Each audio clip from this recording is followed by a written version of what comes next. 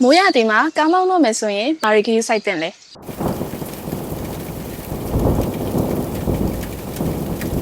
မိုးရသည်ဆိုတာကလည်းရင်မောင်းသူတွေအနေနဲ့ဂရုစိုက်ရမယ့်ရာသီဥတုတစ်ခုပါပဲ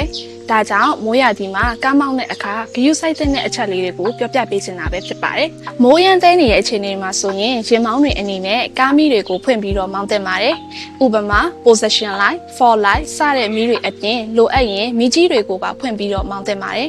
ဒါမှသာအခြားရင်မောင်းတွေကကိုယ့်ကားရဲ့မီးရောင်ကိုမြင်ပြီးတော့တတိပြုမိပြီးချိန်ဆမောင်းနေနိုင်မှုအတွက်ဖြစ်ပါတယ်ပြီးတော့ဆွဆွနေတဲ့လမ်းလေးပေါ်မှာကားကိုပုံမှန်ထက်အချိန်လျှော့ပြီးတော့မောင်းတင်တယ်လို့ရှေ့ကသွားနေတဲ့ကားနဲ့အရန်ကတ်မလိုက်ပဲနဲ့အကွာအဝေးတစ်ခုကနေခက်ခွာခွာမောင်းတင်ပါတယ်။ဘာဖြစ်လို့လဲဆိုတော့ဆွနေတဲ့လမ်းတွေပေါ်မှာအချိန်တစ်ခုနဲ့သွားနေတဲ့ကားကိုရုတ်တရက်ရပ်တန့်လိုက်ဖို့ကခက်ခဲနိုင်တာကြောင့်ပါ။နောက်တစ်ချက်ကမိုးရသည်မှာဝိုက်ပါတွေကားမီးတွေဘရိတ်တွေချို့ယွင်းမှုတွေရှိလာခဲ့ရင်လည်းအမြန်ဆုံးသွားရောက်စစ်ဆေးပြုပြင်သင့်ပါတယ်။နောက်ဆုံးအနေနဲ့ပြောချင်တာကတော့ရင်မောင်းသူတွေအနေနဲ့စိတ်ရှိထားဖို့နဲ့ဒေါသမထွက်ဖို့ကလည်းအရေးကြီးပါတယ်။ဒါကတော့မိုးရသည်မှမဟုတ်ပါဘူး။ရင်မောင်းသူတိုင်းလိုက်နိုင်ရမယ့်အချက်တစ်ခုပဲဖြစ်ပါတယ်။ဆိုတော့မိတ်ဆွေတို့အနေနဲ့မိုးရသည်မှာအန္တရာယ်ကင်းကင်းနဲ့လိုရာခရီးကိုသွားနိုင်မှုအတွက်ယခုပြောပြပေးတဲ့အချက်လေးတွေကိုဂရုစိုက်တတိပြုကြဖို့အတွက်အကြံပြုလိုက်ပါတယ်။